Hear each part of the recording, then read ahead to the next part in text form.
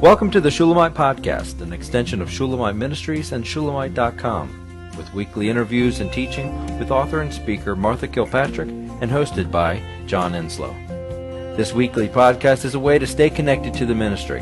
So come experience anointed messages, not giving just another method, but a living impartation. You know, Joan, I see it going to Psalm 91 as what we've done is lay down the protection before it hit. The protection was in the claiming the promise. And that's so exciting to me because I wanted us to know the promise and claim the promise and see the promise appear. And there it is. And when my daughter comes up here, she has friends, close friends that have died from it in Delago. And she can't conceive of what she's amazed, I'll say, at what we have in terms of protection here.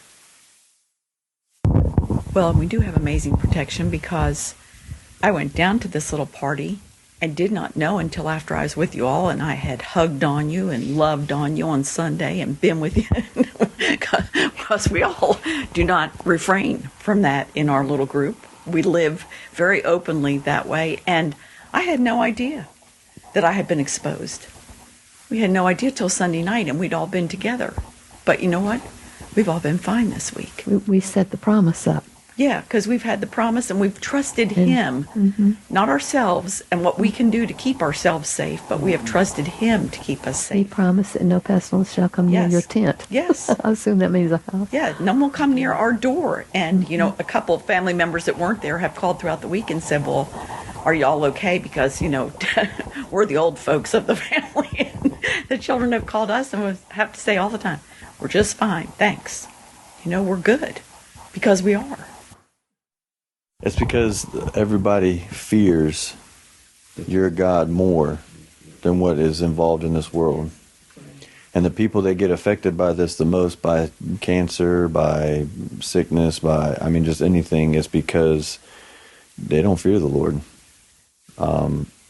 And that's something that came into my life is a great fear. I remember there was probably 2 months where I was in fear every day of my life. And that was the changing point in my life. I saw Christ holding me over the pits of hell and said, this is one destination or another destination.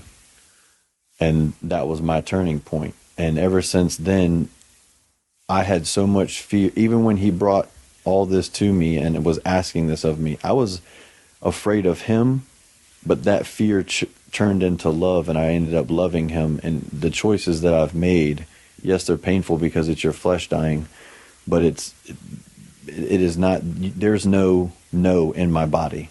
I can't say no. Anything He asks me, it's a 100 commitment of yes. There's no second questions. There's no second guessing it. There's no well, what ifs.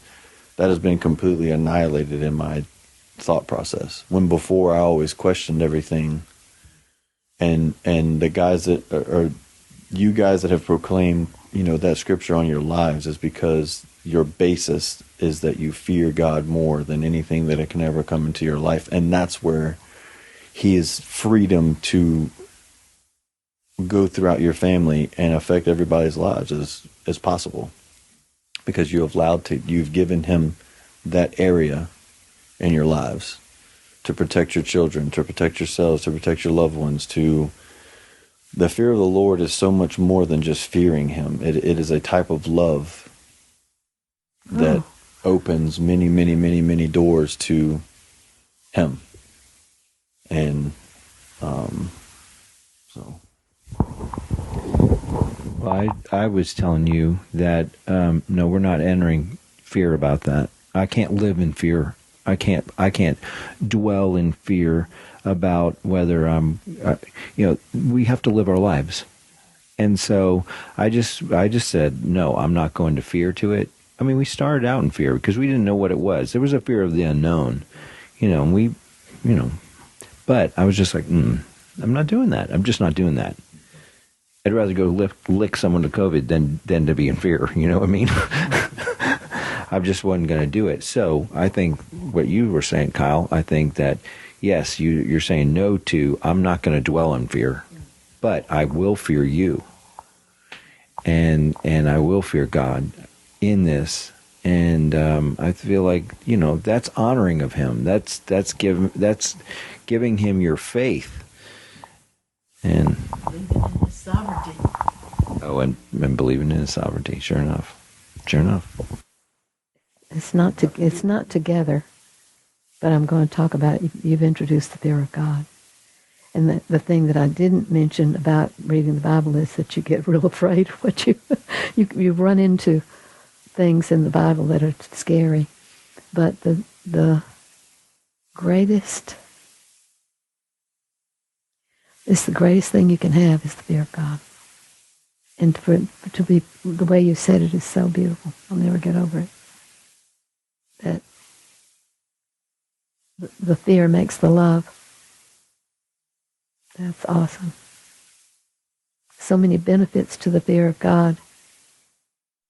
And we've had incidents where hang them over hell so they'll see exactly what they. And it happened to me, and it happened to a number in this room. That to actually see the reality of the dark side is real healthy. It's in the end when we'll all stand before Christ, and people will be, Lord, Lord, I cast out demons in your name. I did all this work in your name, and yet He still will say, you didn't know me. I don't know you. Yeah, I don't know you. That's the scariest. That's what makes that. And when my mom told me that verse, it's something that is, I don't know if it's my life verse. I don't know if but it sticks with me, because at that moment in time, it really made me say to God that I do not, no matter what I have to go through, no matter what I have to do, I will not be standing before you, and you say you not know me. Mm-hmm. And I think that's where that statement came from, that whatever you ask me, no matter what it costs me, I will willingly, no matter what it costs me, I will do it, no matter what it costs me. Well, I have a secret. I listen to all the different things about people who've died and gone to heaven and people who've gone to hell. I just love to watch that because it's life and it's real. And we've watched a couple together, but it's this one woman. I went to hell and came back. She died and went to hell, and she was a believer. And she said the problem was I didn't forgive, and that settled it for me. I always wondered, if you don't forgive, you will not be forgiven, and I wondered if that meant hell. Well, I believe it does. Doesn't it? If everything you've ever sinned is held against you, you have no place to go but hell. But it's fascinating. There's one man who has gone through the Bible to find the descriptions of hell, and because he died and went to hell, and he screamed for Jesus, and Jesus brought him out. But he said, "Go tell what you've seen," and it's so biblical. If we really remember, this is what I was going to talk about next. If we really believe if we read the Bible with the courage to take it as it is, we will see hell is real. And it's why you mentioned praying for the evil people, because they're going to hell. And I don't want that for anyone. And but this gal said, I had many things forgiven me, but I didn't forgive. And so that Christian, who was an active Christian, was in hell. He's just real serious about what he's put in this book here. It's all the truth. It's all the naked truth. It's all the bottom line of truth. And I marvel that I couldn't dismiss certain things that I don't want to look at. And we all do, and the church is full of that. But I believe the solution that we're going to be involved in is the great breaking out of revival. It's when the enemy comes in like a flood, is it say flood? The Lord will lift a standard against him. And the standard is going to be, Art said he believes that this kind of group is going to be the mainstay of the final day, the last days. It's the small family that's going to be where it is, where God visits. And all over the world, these little groups like us, and we don't know each other, but they're probably out there. And Jean, you know, the church actually is in heaven, and it's unseen, but it is so connected that it's like what we gain for Christ is given to all the rest.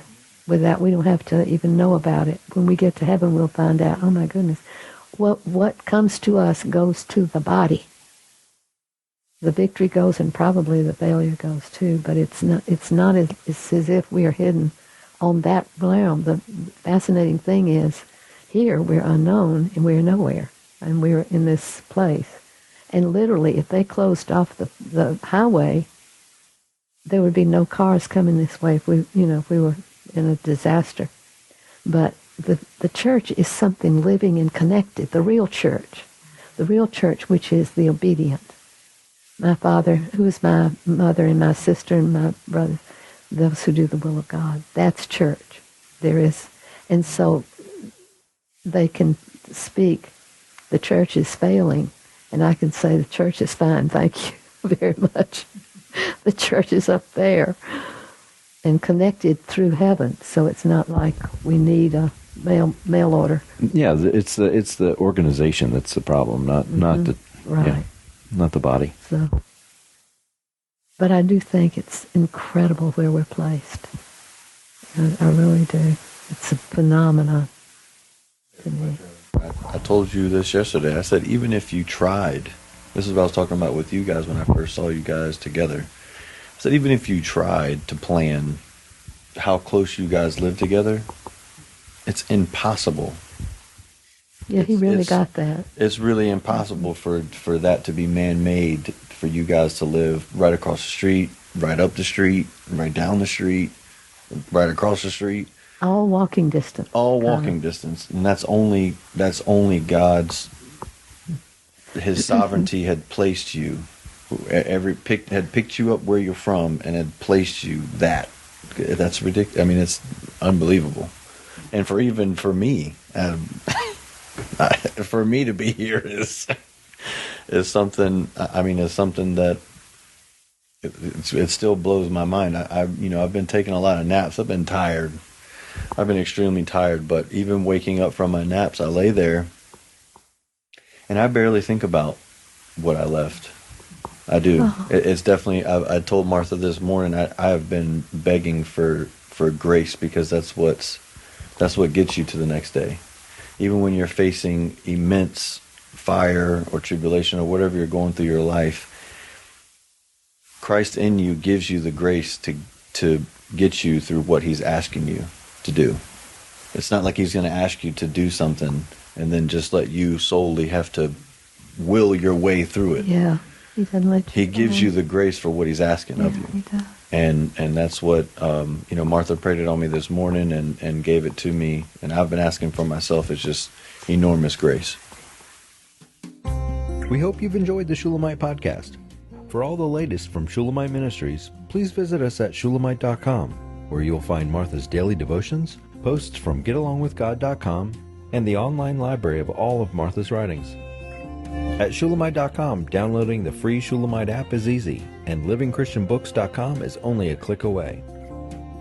Thank you for joining us on this journey to discover a God worth knowing.